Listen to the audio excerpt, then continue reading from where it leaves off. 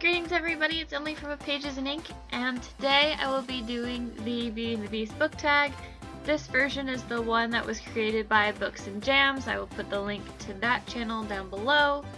And there's also another version that I'm going to put down below, which is the version by, give me one second, Becca the Book Reviewer.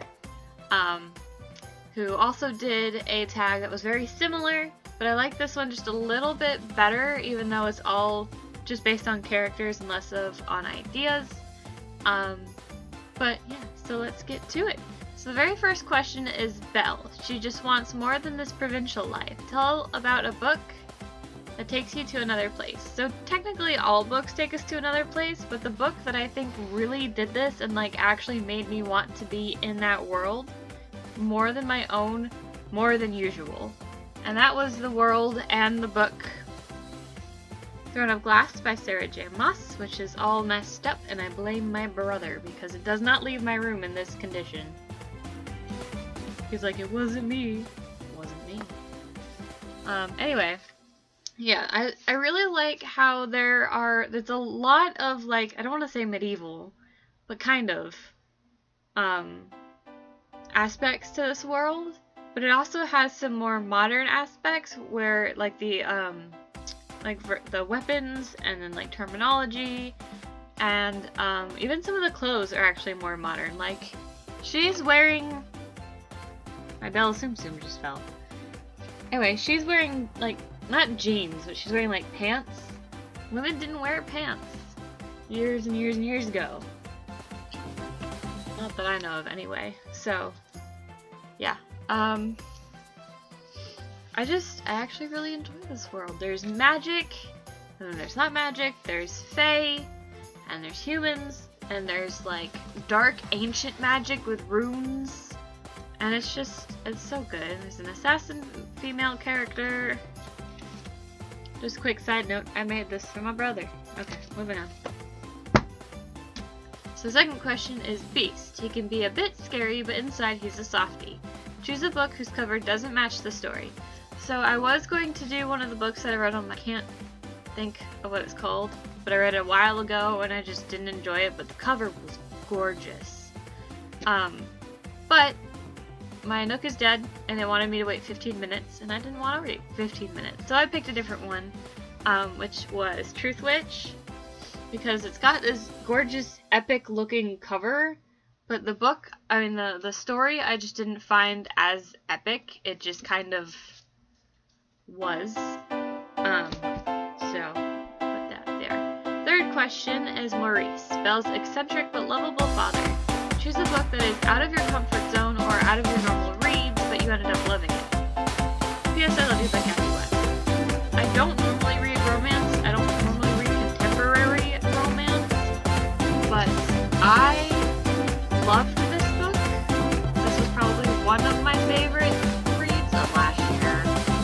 Like, I'm pretty sure it made my top 10. Like, it was clever and actually pretty cute and made me want to write notes or like on the desk of my chemistry desk, because I actually took chemistry when I read it. I was taking it, or like I was just about to take chemistry when I read it. I did actually leave a note on the desk, and I came back and it was still there, and there was nothing under it. And I came back again, and it was blank. Something erased it. So it's just kind of like, this isn't gonna work. Question 4. Mrs. Potts. Nurturing a motherly character. Choose a character who takes care of others like a mother might. Now, this may not be entirely true, but once I thought about it, my brain wouldn't let go of it. And that was Morgan from A Court of Mist and Fury. She's not really a motherly character, but I can picture her like scolding everybody else in the group and being like, Cassian, your wings are dirty, you need to go wash them. Or like, Feyre, sweep the floor. I don't know. Once I got the idea in my head of Morgan scolding Cassian, and I was just like, that's it. That's the character I'm gonna choose. Now my battery is dying. I will be right back. Okay, so number 5. is Chip. Adorable and makes us smile. Choose your favorite children's book. So, my mother is a teacher. If you know anything about teachers, they especially elementary school teachers, they're gonna have books everywhere. My mom used to have like a cabinet just full of books when we were living in Tampa, like years ago, back when I was 6. So I remember like a whole bunch of different stories, and I don't really think I had like a specific favorite, and even when I was old enough to read, I have a favorite, but it's more of like a middle school read and not like a children's book. So I just can't, I don't know what it would be, but I found the like cutest one that I remember that I think people would get a kick out of. I'm gonna show it a little bit, I'm not gonna like read the whole thing, but it was Glad Monster, Sad Monster by Ed Emberley and Anne Miranda. So it's like, there's like an emotion. So the yellow monster says, opening birthday presents, playing ball, slurping ice cream, and dancing with my friends makes me glad. So there's like a glad monster, and you can put his face on. I don't think you can see, but I'm wearing his face. So you could be glad monster, and then it has like all sorts of different emotions. So then there's sad monster and love monster, right? And scared monster, I think, or worried monster, something like that. Silly monster. I think that's it. No, there's one more. Angry monster. Yeah, angry monster. So it was just, oh, there's another one. There's scary monster. Yeah, anyway, so I thought it's still a really cute story. My Belle Tsum Tsum just fell again. Alright, Belle, you're gonna sit on my laptop then, because my hair keeps knocking her over. And there's so many others. I like Stella Luna, there's Catalina, Magdalena, Hoopin' Center, Wallendiger, Hogan, Logan, Bogan was her name. I also like the Amelia Bedelia books when I was little, and Bailey School Kids, and Magic Treehouse, and Ted Arnold books. I only know that because there were books in there and I recognized the art style, and I was like, oh, I loved these, but I can't find the one that I read.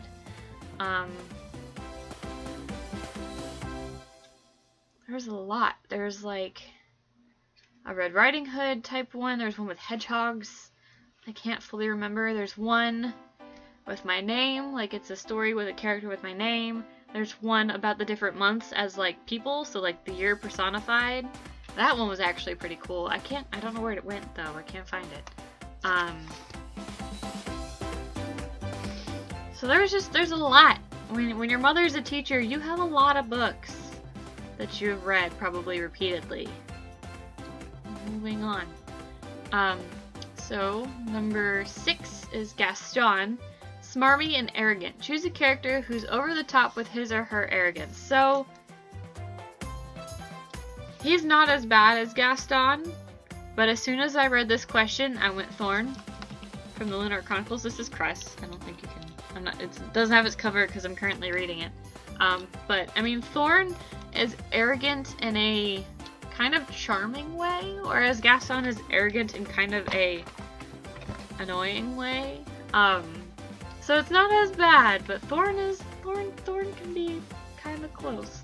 Now 7 and 8 are both from the same book series, and they go really well together, just like the characters that these questions are based off of. But 7 is Lumiere, smooth-talking, swoon-worthy Casanova. Choose a character with these characteristics. I went with Liam. It froze.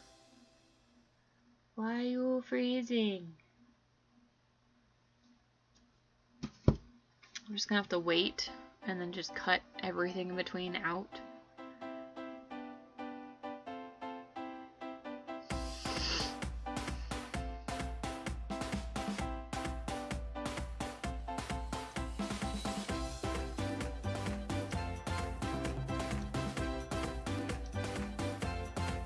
Okay. Hopefully it's not gonna freeze you. Alright, so number 7, Lumiere, smooth-talking, swoon-worthy Casanova. Choose a character with these characteristics. I went with Liam. from Darkest Minds series because he can be very smooth. My favorite line from him was, that's Liam Stewart talk for, I miss you, hey darling, I missed you something fierce. And I was just like, ugh, my heart. So yeah. And then number 8 is Cogsworth, he was a bossy, no-nonsense leader of the household. Choose a character who takes charge and is the voice of reason for those around him. Chubbs from The Darkest Minds. Because, like, while Liam was all big dreams, Chubbs was like, look, we gotta do this. If we don't do this, we're gonna be in trouble. He was also a little bit, like, not really of a scaredy, I mean, he was, but he was also kind of just the voice of reason, where Liam was like, big optimist. Chubbs is like, actually, look, this could happen. So they, as well as these two characters are together, Lumiere and Cogsworth are actually pretty good characters together, so I thought it kind of fit.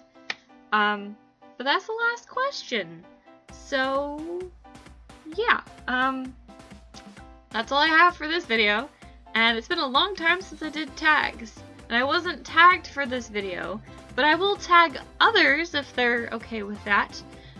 So I would like to tag Liv at Stories for Coffee, Sophia at the Questionable Hufflepuff, Sasha Whisper of the Silent Winds,